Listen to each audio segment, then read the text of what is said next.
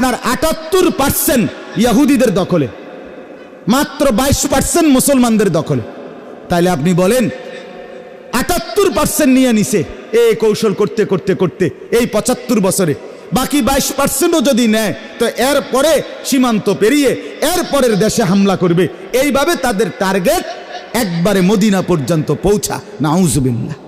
তাইলে বলেন এই বিষয়টা আমাদের প্রত্যেকের, এটা আমাদের প্রত্যেকের বন্ধু আমার, রাত গভীরে। এজন্য আজকের যুবক ভাই তোমাদেরকে অনুরোধ করি, তোমরা জানা উচিত, তোমরা বুঝা উচিত, তোমরা এটা ভাবা উচিত, মুসলমান হিসাবে আমাদের প্রত্যেকের অন্তরে যেন এটা থাকে যে ফিলিস্তিন আমার। ফিলিস্তিন কার? আবার বলেন ফিলিস্তিন কার? আবার বলেন ফিলিস্তিন কার? আমার, আমার, আমার, আমার, আমার, আমার, আমার। ফিলিস্তিন আমাদের না, আমার, আমার। আমি আমার ছেলেকে মুখস্থ করাইছি, আমার 7 বছরের ছেলে।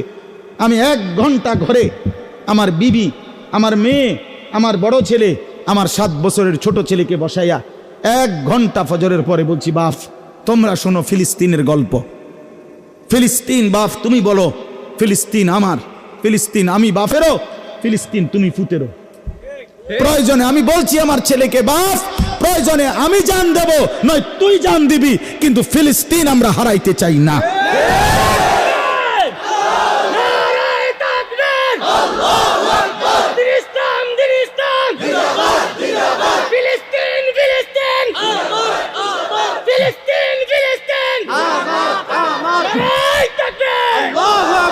অতএব বন্ধু আমার, জওয়ান ভাই, ফিলিস্তিন তোমার।